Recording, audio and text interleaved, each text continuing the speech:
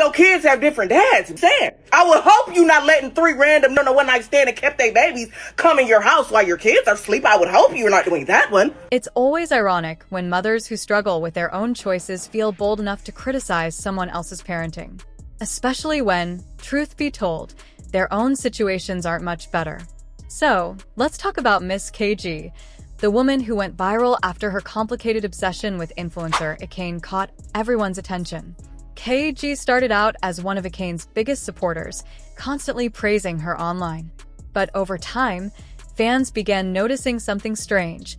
Her style, her tone, even her posts started to mirror Kayleigh's almost exactly. Before long, admiration turned into imitation, and then into rivalry. Some viewers accused KG of fabricating drama with Kayleigh just to boost her own visibility, a tactic that's unfortunately become all too common on social media. But things took a darker turn when followers began reporting her to CPS, claiming her behavior toward her daughters seemed rooted in envy rather than care. Whether those claims are fair or exaggerated, one thing's for sure. The internet's fascination with her story says as much about online culture as it does about KG herself. Honestly, I haven't seen anything that screams KG, the terrible mother. Is she perfect? Definitely not. There are moments where a little envy or condescension seems to slip through in how she interacts with her daughter, and people have noticed. The controversy really flared when her daughter got into arguments with kids her own age, and instead of calming things down, KG appeared to egg her on, almost encouraging a fight. Now, for some parents, that kind of stand-up-for-yourself mindset is nothing new. My mom's dad was the same way, the kind of old-school parent who'd say, "If you lose, you're going back out there to fight again." I wasn't raised like that, but I know people who were. It's a complicated topic. Should a child ever start a fight?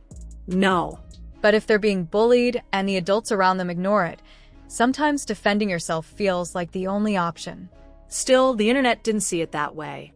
Many accused KG of teaching aggression instead of resilience. Personally, I'm torn.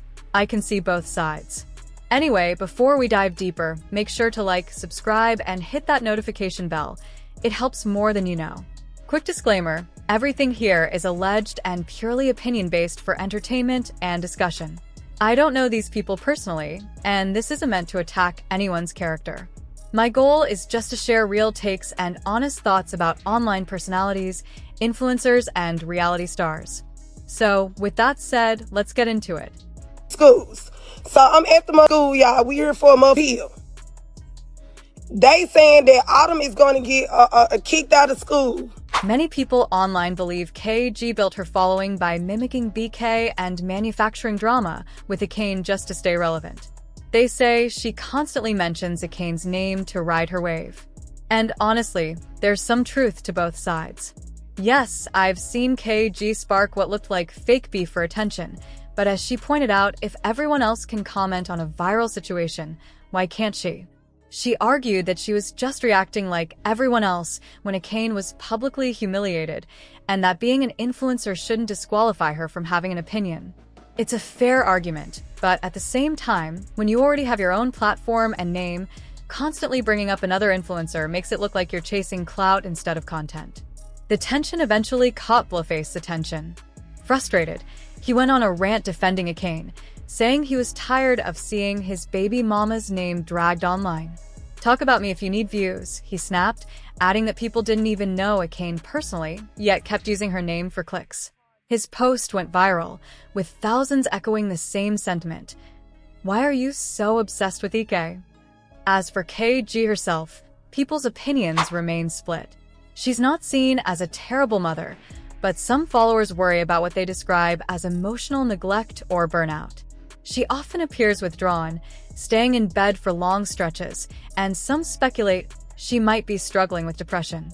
Critics say she's too detached from her kids' lives, unsure of their favorite colors, openly expressing regret about motherhood, and even revealing embarrassing personal details about them online for views.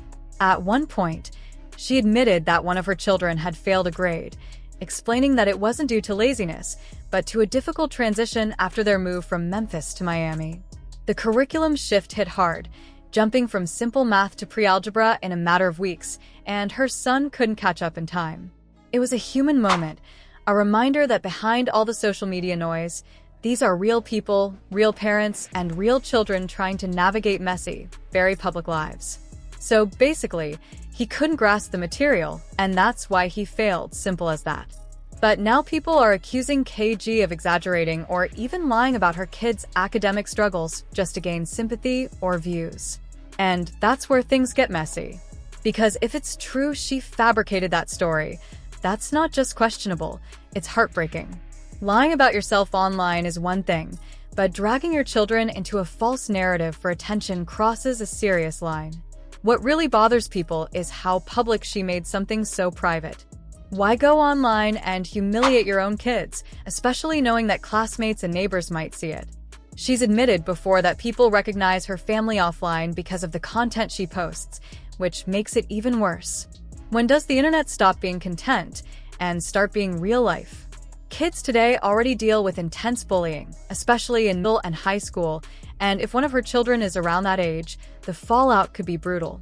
There's a difference between sharing your story and exploiting your kids for engagement. If she really did twist or exaggerate their struggles for attention, that's not just doing it for the views. That's setting your own child up for public embarrassment. Many people said they'd be mortified if their own parent had done something similar back in the day. And let's not forget, TikTok started as a platform dominated by young audiences, which means plenty of those viewers are the same kids sitting next to hers in class. What might seem like a viral moment for the parent could easily turn into a lifetime of ridicule for the child. I'm not going back and forth with Kayleigh G. Let me just start there. I'll be honest, Kayleigh G was completely out of line for encouraging or allowing her daughter to fight, and even more so for turning that moment into online content. Posting it publicly wasn't just poor judgment, it was exploitation. It's one thing to let your child handle a situation in real life, but broadcasting it to the world for engagement is something entirely different. It felt like she was using her kids as emotional extensions of herself, as a way to validate her own pain and rebuild her self-worth. She's opened up before about feeling unloved by her mother, abandoned by friends, and unwanted by men, and those feelings are deeply human, even relatable. But unresolved hurt shouldn't be carried into parenthood. Children aren't emotional crutches or confidence boosters. They're individuals who deserve stability and care, not to be caught in their parents' healing journey. I don't fault her for struggling. Healing is not a quick fix or a 6-month therapy plan. It's lifelong work, especially when the wounds come from childhood and from your own mother. That's why it's heartbreaking to watch patterns repeat.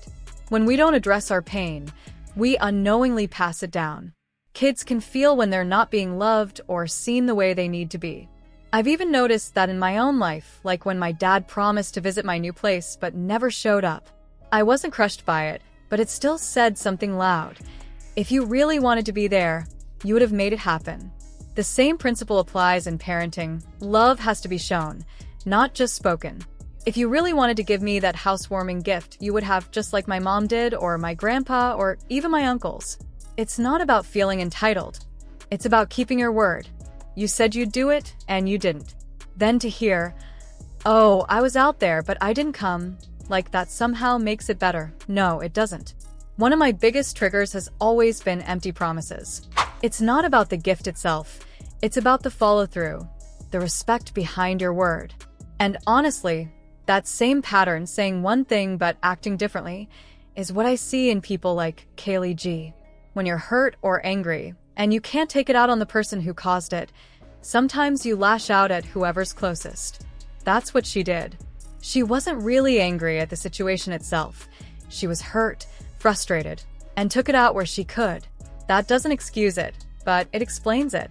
As for people calling her jealous of her daughter, I don't think it's always straight-up jealousy in the way people assume. It's more subtle. Sometimes it's resentment or comparison. And yes, a mother can absolutely be jealous of her child. Jealousy isn't about who has more. It's about insecurity. You can be thriving, successful, and beautiful, and still feel envy towards someone because they possess something you lacked, like peace, innocence, or a better childhood. That's the kind of jealousy I sense here. I've seen it before because I grew up around it. That quiet competition, that emotional tug-of-war between a parent and a child, it's real. So when I see how Kayleigh interacts with her daughter, Autumn, it doesn't surprise me. This situation isn't just about one argument or one fight. It's about deep emotional wounds playing out in real time, and there are several layers here that deserve a closer look. Let me make this quick. First off, KG herself admitted that her daughter writes her heartfelt letters, something that should have been handled with care and compassion. At first, she spoke about it with emotion and vulnerability, even admitting she sometimes crumples those letters and throws them away, which was already sad enough. But once the internet started voicing opinions, her tone completely changed. Suddenly, she was defensive, combative, and shouting things like, "Call CPS, I don't care." Which, honestly, is the last kind of energy you want to invite into your home. What really struck a nerve for me was learning that her daughter, Autumn, is Virgo, a sign ruled by Mercury, the planet of communication. When a Virgo, especially a child, doesn't feel safe expressing themselves, that's a huge red flag. And it's even more concerning considering how often KG says Autumn runs the house or takes charge of chores. Yes, kids should help around the house, but that doesn't mean turning them into the stand-in adult. She's still a little girl, not a caretaker. Then there's the issue of punishment. KG has mentioned that when Autumn is in trouble, part of the punishment is not getting her hair done. That's not discipline. That's humiliation.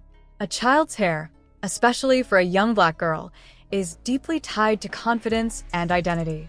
Using it as a punishment damages more than just self-esteem. It chips away at her sense of self-worth. I saw a comment that said, "A lot of black little girls learn to do their own hair because they had to." And that broke me, because that shouldn't be a lesson learned through neglect or embarrassment. Everything about this situation screams early signs of a toxic, jealous mother-daughter dynamic. And then there's the chaos with her baby daddy, another layer of dysfunction played out for the world to see. They constantly go back and forth online, dragging each other publicly. At first, she was calling him out, airing dirty laundry, but eventually, he built his own platform just to clap back. It's messy and eerily similar to the way she picked fights with other influencers like Ike. Now, to be clear, I don't side with him either. He's lost my respect after the things he said, especially calling his own daughter out of her name. That kind of disrespect crosses every line. Yet, both of them keep throwing mud at each other, talking about hygiene, parenting, and money, when, at the end of the day, the one who suffers most from all this online chaos is the child caught in the middle. The situation between KG and her child's father has spiraled completely out of control, turning into a full-blown digital war fueled by threats, anger, and immaturity on both sides. He went on a rant claiming he spent nearly $1,000 on uniforms the year before, only for their child to skip school, accusing KG of mismanaging things and insisting she still had leftovers from last year. His frustration quickly crossed into hostility, warning her to sit down before he went off again, and even threatening physical harm. The argument escalated further when he vowed to contact Child Protective Services, CPS, saying he knew exactly where she lived and planned to report her if she so much as mentioned his child again. In response, KG stood her ground, recording her exchange with a CPS worker who visited her home. Calm but firm, she refused entry, asserting her rights and asking if they had any proof that her children were in immediate danger, which they did not. She reminded them they could conduct their investigation without her direct participation and told them not to return without a warrant. When the worker asked to see the child, Autumn appeared briefly, confirming that she felt safe and wasn't experiencing any harm. The visit ended with routine questions about schooling, to which KG explained she was waiting for an appeal decision before deciding between returning to school or pursuing an alternative option. Later, she addressed the situation online, revealing that her real name is April, hence her daughter's seasonal names, Autumn and Winter. In a frustrated outburst, she accused her ex of infidelity, claiming he'd been with multiple women and even put her health at risk, which allegedly led to a past altercation and her brief time in jail. She insisted she doesn't tolerate such behavior and refuses to play dangerous games. Meanwhile, rumors swirled online that Ike had shaded KG, which KG quickly denied, saying she only mentioned Ike once and had no intention of reigniting drama. She expressed frustration over being unable to simply post joyful videos with her kids without people twisting her intentions, emphasizing that showcasing her children doesn't mean she's targeting anyone. As for the CPS threats, she brushed them off with a mix of exhaustion and faith, saying she prayed for those wishing harm on her. In her words, she's already faced those investigations and come out the other side, which makes it even more ironic. She said that someone would try to weaponize the same system against her now. KG made it clear that she's no stranger to CPS inquiries. Her kids have already been interviewed, and she's been transparent about it on YouTube. So when people threaten to call CPS, she shrugs it off, saying it won't change a thing. She'll still have custody of her children. What she refuses to do, though, is engage in drama with people who once admired her. "I don't beef with folks who used to love me," she said, brushing off the online hostility. Much of the internet has been divided over her decision to take her daughter to confront a bully, debating whether that makes her a bad parent. While many disapprove, others argue that her actions reflect an unspoken code that's deeply rooted in certain communities, where standing up for yourself isn't just encouraged, it's expected. For many who grew up in similar environments, being told to go see about that taught resilience and self-respect. Whether right or wrong, KG has also been vocal about her background, pushing back against assumptions that she aspires to a suburban, perfect family lifestyle. She openly admits that she's not the type to chase fairy tale dreams or Disneyland vacations. "That's not me," she says. Her story is more complicated, born out of loneliness and survival rather than privilege. She revealed that she had her first child at 16, not out of recklessness, but from a deep need for love and stability she never received growing up. "I didn't have a mom, a dad, a sister, or anyone," she confessed. "I just wanted someone who would always be there for me." But while that vulnerability makes her relatable to many, it also highlights the generational pain she carries. Parenting, after all, isn't meant to fill emotional voids. It's meant to nurture another life. And as some observers pointed out, children shouldn't bear the weight of their parents' healing. If that emptiness is still there, therapy and self-work are the answers, not turning to kids as emotional anchors. Because at the end of the day, love should flow through them, not be taken from them to mend what was never healed. You have to equip your kids with real-world knowledge so that when your daughter steps out into the world, she can earn her own, and when your son hits 18, 21, or 25, he knows how to stand on his own 2 feet. That's part of being a parent, preparing them to thrive without you. Still, I can't help but feel for her. It's clear she's carrying wounds from her own upbringing and unintentionally passing that pain to her children. When you grow up feeling unwanted or unloved by your mother, that emptiness can quietly shape how you love your own kids. Children will still love you, even when you fall short, but don't think they don't notice. They always do.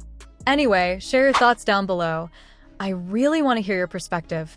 And as always, don't forget to like, comment, and subscribe, and hit that notification bell so you don't miss what's next. Much love to everyone who helped us reach 30,000 subscribers. It means the world. This journey's been incredible, and I'll see you all in the next video.